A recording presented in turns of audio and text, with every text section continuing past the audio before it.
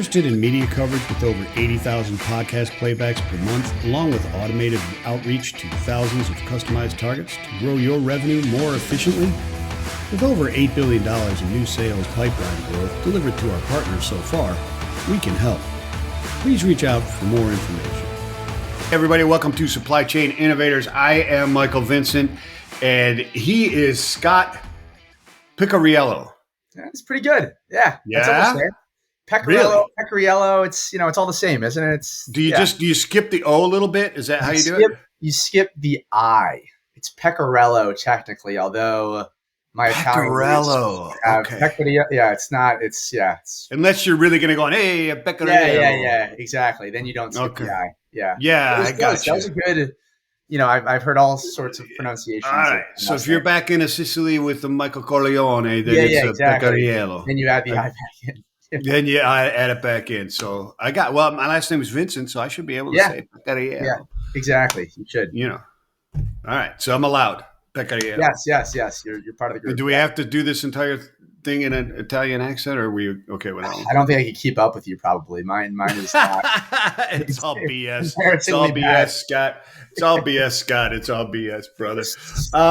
If you hadn't noticed, you're a founder and CEO, or you've at least been, stamped with that moniker of WeatherOptics Incorporated, brother. And welcome to the show, man. What you doing? What you up to? Thank you. Yeah, I appreciate you having me on, and excited to talk today.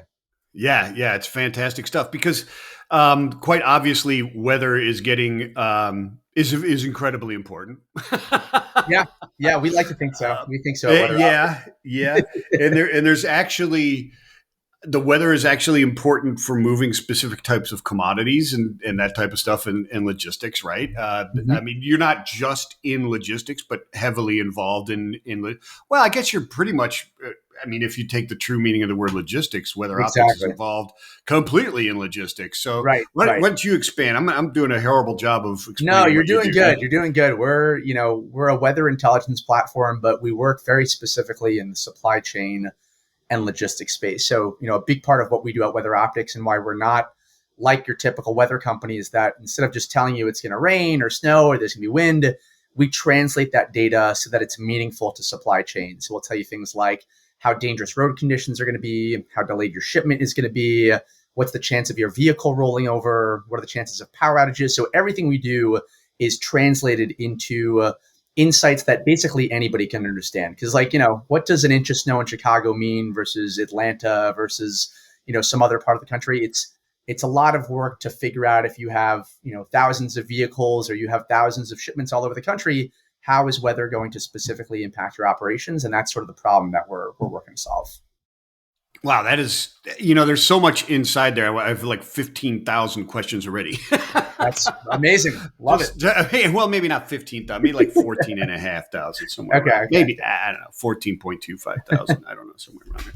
But multiple questions because you hit on so many different topics. And my brain just goes to, oh my gosh, that's when you just say, weather in Atlanta versus, an inch of snow in Atlanta versus an inch of snow in Cleveland, Ohio. Yeah. It's different. And even when you look at Cleveland, Ohio, is it west of the city or east of the city? Because east of the city, nobody gives a crap about unless you got like a foot or more.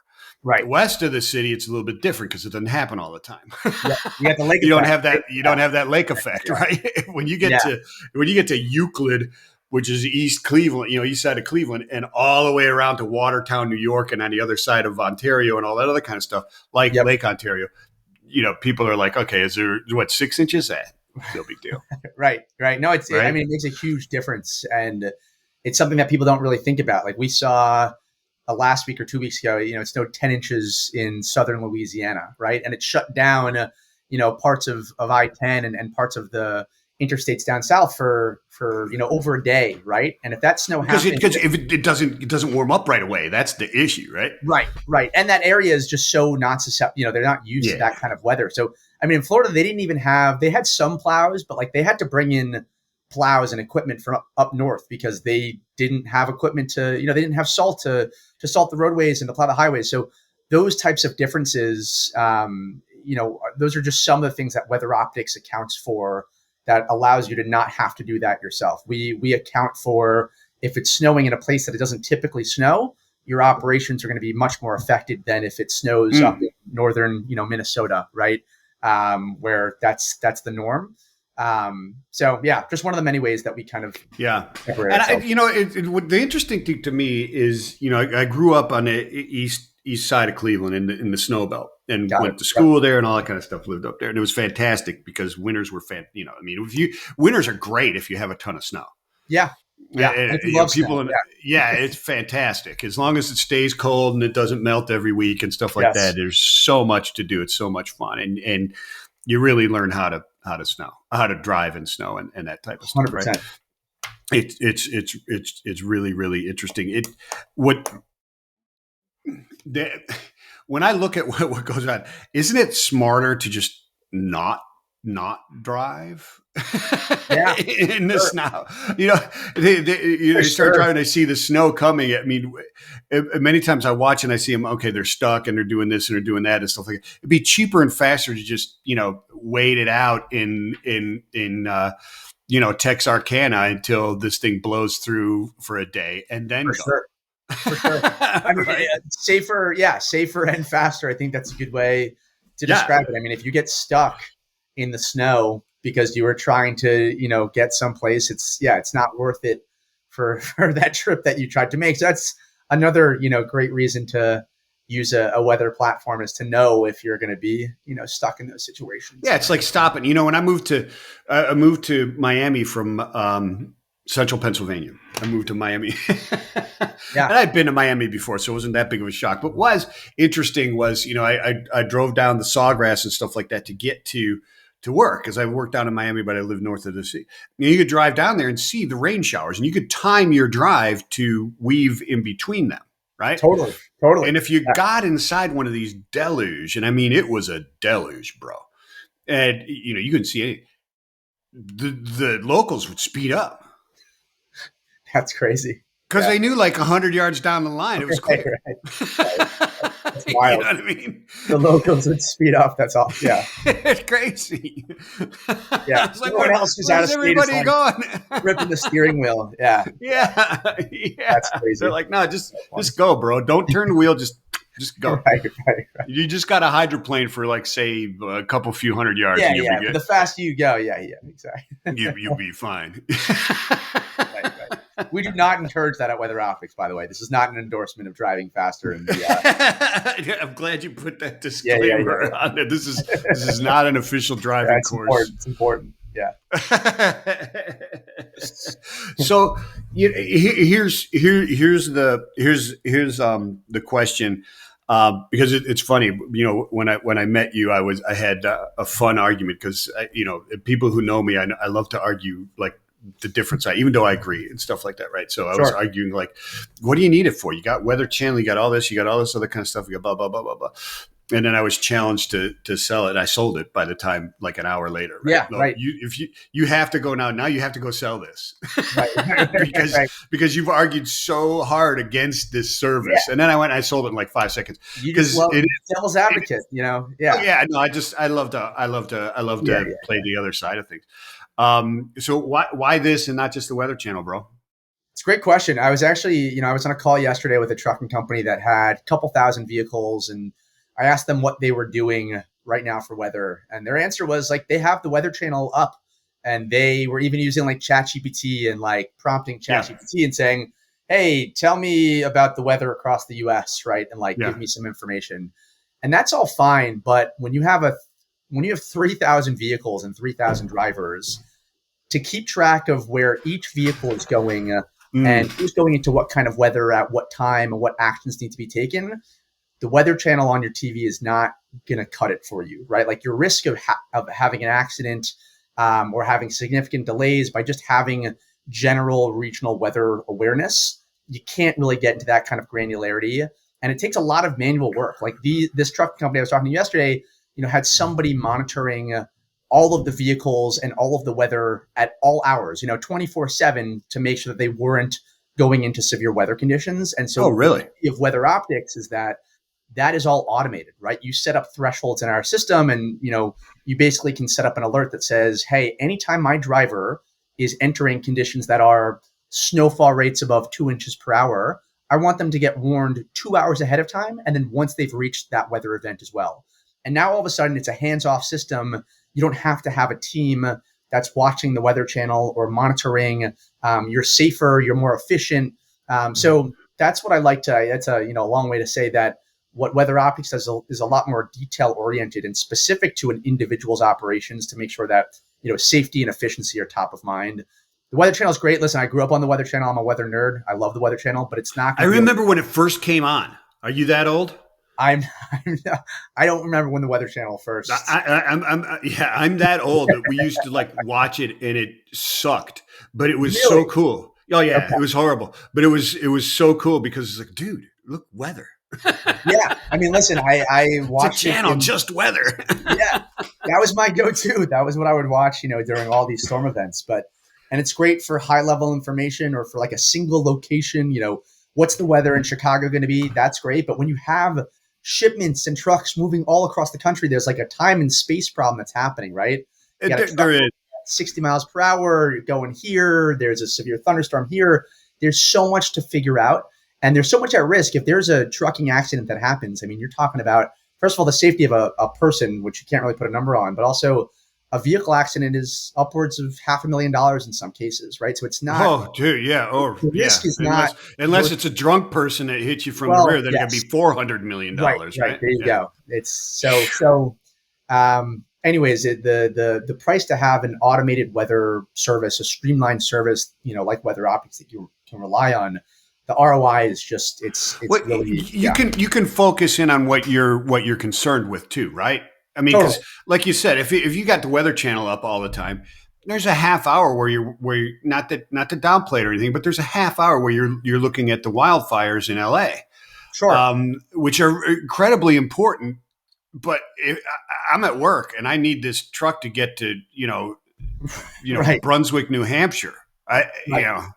And then you're left with going online and going to weather.com or something and typing in the origin. So you can see what it's going to be where the driver starts, but what's happening for the hundreds of miles in between origin and destination? How are you figuring that out? Right. Right. And that's again where we come into play. And I was when I was in maritime at Tropical Shipping running ships around the Caribbean, we used IntelliTrans quite a bit back then. Yes. Yep. That was a while ago. The technology and intelligence has come a long way in almost 30 years, but that was the go-to, right? Yeah, that makes sense. Because I mean, really, all we were concerned about were hurricanes. Yeah. For sure. We're worried about ice. We're worried about ice in the Caribbean. We weren't really that worried about it. Right. Of course, we'd want to know if there was going to be an ice storm. We'd probably want to know that. That would be a huge deal. Be a big. It might be a big life changing. Could be life changing. That's exactly right. Exactly. Yeah. So let me ask you this: is the we look at this as for service monitoring and safety monitoring, et cetera. Is there monetary consideration for those that utilize these type of services? Because I would imagine that if I'm a prolific user of your services, right, as a company, and I adhere to certain rules or internal rules. Not you guys don't. You guys give the information. It's up to me to utilize those things, right? And I can, like you said, I assume there's parameters that I can set within the tools you give me to give me warnings, right? And different tolerances. Is that how that works? Yeah, exactly. So that's definitely that's a big part of the service is that you can set up your own thresholds and tolerances. Yeah. So an inch of snow in Atlanta is different than an inch of snow in Missoula. Yes. And the way we solve for that is that in addition to those, snow or risk tolerances, we also have these risk scores, 0 to 2 scores, how dangerous are road conditions going to be. And so those scores account for the Atlanta versus Chicago differences. So instead of just saying, alert me over 2 inches of snow, you could say, alert me when the risk score is over a 5 out of 10. Oh, wow. Okay. So the risk score brings in a whole bunch of other parameters. Exactly. A bunch of non-weather parameters. Okay. So slope of roadway, a location, ability to weather, tree height and density, these crazy non-weather variables that you don't even think about. No, I was going to get into that type of stuff. So elevated road versus non-elevated road, I imagine would be. For sure. Right. For sure. Distance from river. How close is the roadway to a body of water? Is there going to be flooding? that all goes into this 0 to 10 score that then a company can use to say, how much risk do I want to tolerate from a 0 to 10 perspective, rather than because like that'll account for wind, snow, rain. It normalizes all of these different types of weather into just this very simple score of risk. Yeah, it's interesting because, I mean, there's so much to weather. And I grew up east of Cleveland on Lake Erie in the snow belt. I mean, deep into the snow belt. I was about 40 miles east of Cleveland. So we were in it. I mean, people maybe don't understand. It starts a bit east of Cleveland as that snow belt wraps all the way around Lake Erie, Buffalo, and throughout Lake Ontario, et cetera. But we figured it out quick at an early age, what was going down, right? The warmer it stayed during the fall, the better chance we were having of snow days and fantastic snow. And so, because as soon as that lake freezes, the weather events are pretty much over.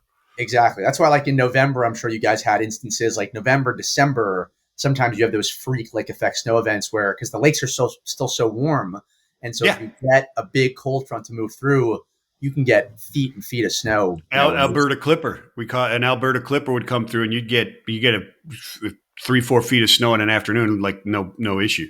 It's crazy. It's crazy. I was always jealous of, I grew up in Connecticut, and we didn't get lake effect snow there. So I would always watch the lake effect snow further to my west. And I always envied, like the 3-4 feet. Yeah. My wife is from Chattanooga, where I'm at right now. She's from Chattanooga, and I took her up there the first time. It was like Christmas.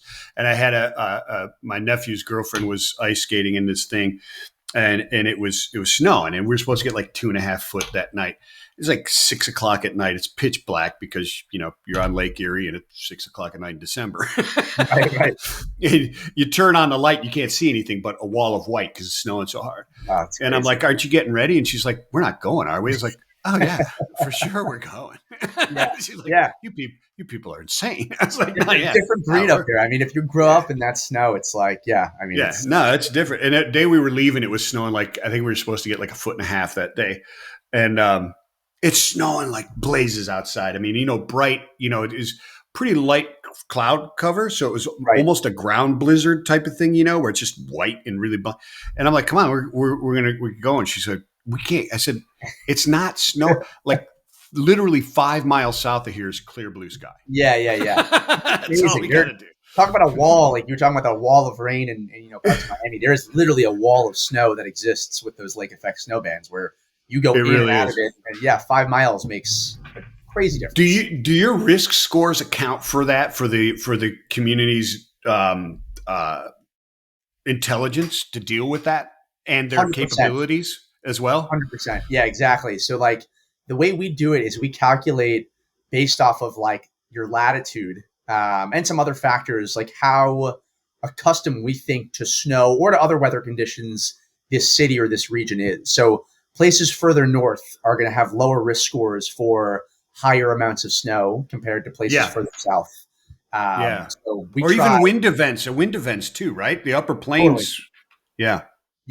Gotcha. Yeah. I mean, there are certain parts of the country, certain, valleys and mountaintops that 50, 60, 70 mile per hour wind gusts are common, and then there's other parts of the country where that will wreck infrastructure and your power will be out. Ice storms in the south, that type of stuff. Texas ice storms will hurt things tremendously.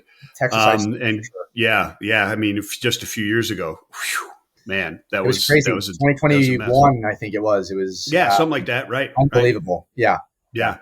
So let me ask you this. We talk about snow events and stuff like that, like in the Northeast. Are there other areas that deal with different weather events better than other areas? And that's a stupid way to say it, but I think I got the idea. I think I got it across, right? That makes sense. That checks out. I mean, like Cleveland, Ohio's not dealing with, tropical deluge. Right.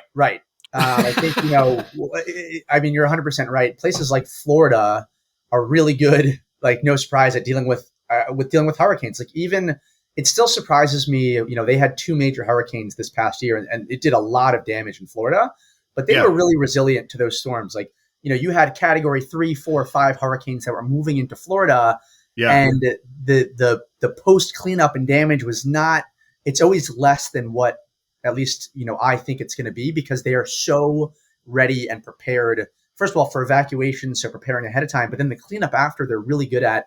And then you saw that hurricane go into North Carolina, right? Like you saw that hurricane, what it did to parts of, the Appalachian Mountains, right? So that's a great example of those areas are not prepared for that event. So and the topography is like, it's so, you cut out one road, you can't get there. You're just done. Exactly. Where Tallahassee, there's 17 million roads that'll get you to Tallahassee. Right. So a great example of the same storm system, it hit Florida harder in terms of like the wind speed and the rainfall, or maybe not the rainfall, the wind speed. And then it moved up north a bit to an area that is not used to hurricanes. Right. And it was an absolute, it still is a disaster there. So hurricanes are another great example of areas in the country that, deal with it versus don't, right? Like literally almost 2 months after that hurricane that you're talking about, almost 2 months after that, I went to South Carolina to speak at their they had a statewide solid waste conference there, and I was speaking at it for recycling and stuff. And literally, as soon as I hit Augusta, Georgia, right, and the whole rest of the way into Columbia, I was driving along 4-lane highways, swerving around trees, still on the highway. Wow, yeah. That's pretty crazy. And it wasn't like they were like this. They were all laid down like toothpicks, all the same exact way. I was like, holy crap. They got smoked. Yeah. They got smoked. 100%. And still parts of North Carolina still look like that. There's like towns that look like, they've been hit by a bomb. That area was so susceptible to that type of event, and it had never happened there. And it just, it was devastating. Yeah. Really tough. Yeah. So one of the things, everybody talks about weather and it's changing and climate change and all of the kind of stuff. And I'm not an alarmist or anything like that, but sure. You guys you're studying it, right? Obviously you guys are the expert. Is there changes in the weather pattern in the United States? Because typically you think of Tornado Alley is over here and so on and so forth. And I always contend, they go, well, it snowed for the first time in 100 years. And people go, look, climate change. I'm like, yeah, we changed right back to 100 years ago. There's snow. Is there a pattern going on here? Or do you see like literal change, or is it really no context to do that? It just has changed in our lifetime, and we kind of have to figure that out as we go. Because we go far back, and you've got some records, but they're not nearly as detailed as what you have.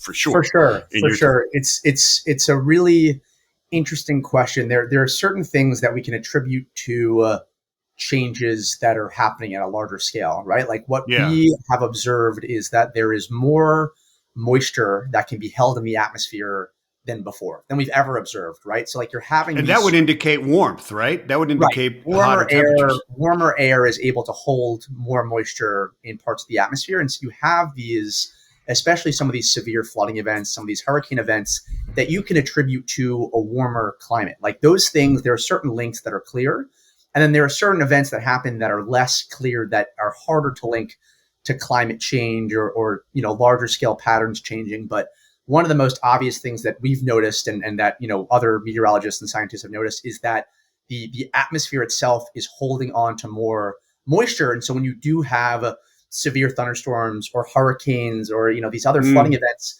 they are more severe than what we have observed going back to the records that we have. Here in New York, we've had a couple of cases where it's been like really, really severe flooding. We're talking about, people dying.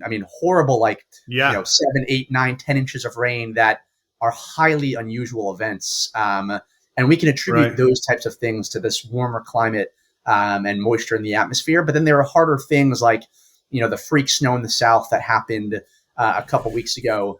Those are odd things, hard to link that directly to climate change. The wildfires are easier to link to climate change. there are things that are happening that are, it's drier in parts of the country, and so it depends on what event you're talking about, and there are certain things that are easier to link than others. I got you. It's not weather is it fair to say it's part science, part art still? Yeah, there's an art to forecasting and there's a science to forecasting, and there's this intersection of that I think makes for really good weather predictions. Yeah. It's incredibly interesting. So let me ask you: is there I mean, obviously understanding the weather and understanding where it is along your particular or within the context of your particular business, right? If you're a farmer, et cetera, but also Mhm. logistics, obviously, right? I mean, where you're going, should I run or not run? Sometimes it's smarter to not run, and it's actually faster to not run and not get stuck out there. Are there other expenses that are considered through that? I mean, if I'm subscribing to Weather Optics and I'm utilizing it in a certain way, are there monetary considerations from, say, an insurance standpoint or safety standpoints and that type of stuff for utilizing that type of service? I would imagine that is some sort of consideration, or somebody's actually looked into that at some point, right? Yeah, in terms of like how weather optics can save money for those sorts of Well, things. you sure. I mean, you have insurance companies come in and they'll monitor your safety, your safety systems and programs and stuff like that, and Sure. give you certain relief or lower, premiums, et cetera, based on this. Is that a consideration? Understanding especially when you're talking about service transportation, it's got to be somewhere, Yeah, right? absolutely. I think it's absolutely a consideration because weather plays such a big role in Oh that yeah, safety sure. piece and ensuring And that it's you just that have. because it's not just the safety of your employee and your goods and what you're carrying. It's a safety, well, your equipment and your people. It's the safety of the goods that's on there that are high value and the public around you, right? Exactly. So it's absolutely a consideration that should be thought about when trying to adopt a tool like this is for those purposes as well, right? And making Yeah, sure that you have everything in place to keep your own assets safe and then to keep the public safe as well. 100%. yeah. No, it is tremendous, tremendous, tremendous stuff. So, are you what are the inputs into your, can you get into that a little bit, because like there's new tracking devices and traffic monitoring, et cetera, visual aids and all that other kind of stuff. Do you guys get into that? Like, what does this chunk of road look like? What does that chunk of road look like? Does it get that minute of detail into it, or is it just like, hey, look, there's probably might be a tornado somewhere near Oklahoma City today?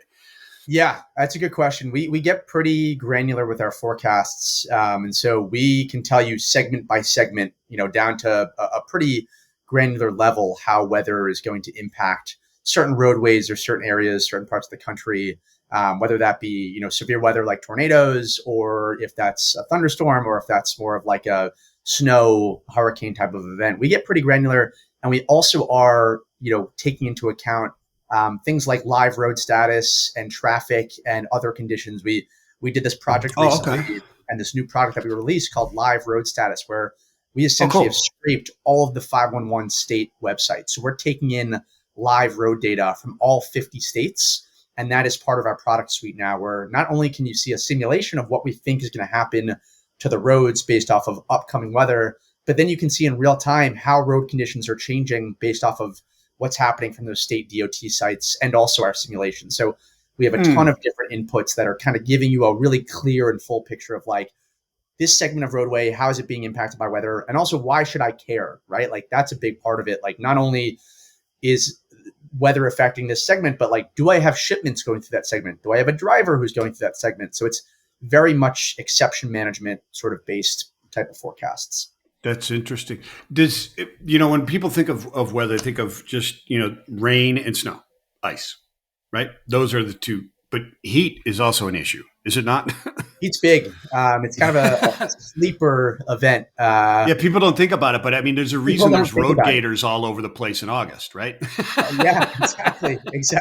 Yeah, heat is big. I mean, it's huge for safety. There's a lot of initiatives of these larger trucking companies and businesses in general who have heat as a really big focus. I mean, even some of like the retailers and pharmacy retailers who might have patients who are susceptible to heat, like things like that. There's a big role that Mm. temperature plays, and we've been seeing. I mean, this last year in parts of Arizona, I think it was Phoenix, saw they broke a record of it was like over 100 days in a row where temperatures were over 100 degrees Oh, Fahrenheit, that's which is right. They just. really had a hot one, didn't they? And I Yeah. saw that. I was like, is that a real statistic? Like 100 days in a row. It's just, it's dangerous if you are not careful. As you know, it could be a driver, it could be just an average person, it could be anybody, but if you're out in those conditions, I mean, that's really dangerous in parts of the deep South and Texas. And if that heat comes north, even more so. So heat and temperature plays a huge role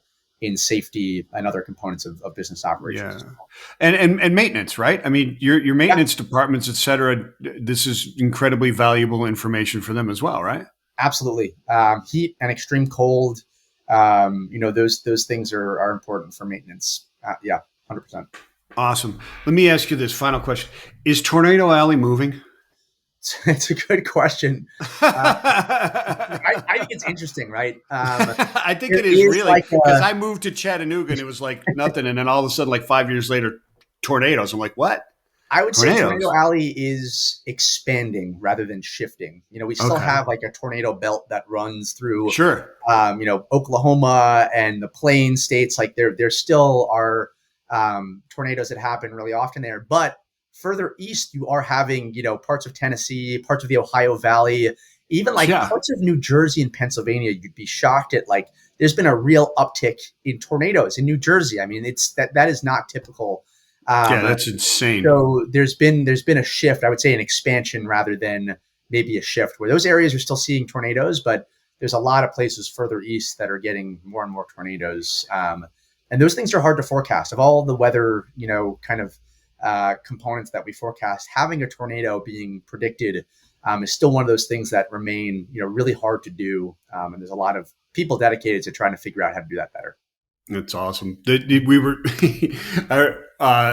quick story in my maritime days in Miami, driving back from lunch with our president. We're going back, and it was a stormy kind of day, and here comes this tornado out of the sky, right? You start seeing the fingers start to come down, right? We're like, oh, look at that, man. It's a little tornado coming. It got bigger and it got bigger and it's come down. And we're driving right at it and going, wow, that looks like it might come down right by our warehouses, man. And we're just driving right towards it. And we get probably at it within like less than a quarter mile of it. And I was like, that thing's going to hit the ground. And my boss like, yeah, we should probably turn around. Right? Yeah. I mean, we're just driving and go, hey, look at that. This might even hit the top of our car. Yeah. That's terrifying. But I'm glad you guys made it out. You're around to tell the story. So we probably shouldn't drive directly into this tornado, should we? No. You guys should have had WeatherOptics software, on your vehicle telling you not to drive. We should have. So that's these in-cab monitors, or are these going into like dispatchers who then say, hey, yo, Scott, take a left. There's a hurricane over there. We make it super easy where we connect with the ELD, right? So if there's, whatever ELD you have, we just link to that ELD. So there's no hardware, nothing you got to install. We connect with your GeoTab, Samsara's, Platform Science, and then whatever driver app that driver is using, we just plug into. So it's a really simple. Oh, fantastic! So you're an intelligence inside. You're the intel inside, is what you guys are doing, right? Exactly. Yeah, fantastic. Nice and easy. Yep. Yeah, that's awesome stuff. Anything coming up you want to plug or anything like that, brother? Was Punxsutawney Phil correct? There's a debate, right? There's Phil, and then there's Staten Island Chuck. I'm going to botch his name, but there's multiple. Isn't there a Tallahassee Tom or something stupid like that too? They got a bunch of them. They all had different forecasts. So, I don't know. I saw Phil is right 40% of the time. So it's usually better to take the opposite. He's wrong 60% of the time. So you might as well go with whatever the opposite of, Phil said. You'll have a better. You got a better prognosticator. The prognosticator of prognosticator. I can't get away from that film, Gobbler's Knob, and all that thing. Yeah. I used to work there, and we had at Roadway, we had a terminal manager there at Du Bois, which is right outside of Punxsutawney, and he was from Nigeria, and he would call me and say, Michael Vincent, one of these days, I'm going to kill that groundhog. That's crazy. Because when that festival would come, it would just screw up his entire operation. Yeah, I'm sure. That's crazy. Yeah. He was awesome. Hey, man, this has been fantastic, brother. This has been so weatheroptics.com. Check it out. Fleets. Anybody? Do you do fleet stuff? It's important. .co. Sorry. .co, because it's close to .com, so it can be screwed up. But WeatherOptics. Sorry, .co. WeatherOptics.co. Yes. I forgot about that. Owner operators as well. You do things with that, or mostly just fleets, or what's up? We typically work with your bigger fleets, but we also can provide service to owner operators. We're trying to come up with something better for them, but we typically work with your larger than 50 vehicle type fleets. Yeah, fantastic stuff. I appreciate it, brother. Yeah, thank you. Thanks for having me on. Yeah, man, it's been fantastic. Hey, everybody, thanks for downloading, watching, listening to Supply Chain Innovators, man. It's been fantastic. Scott, be well, my friend. Peace and love. Thank you.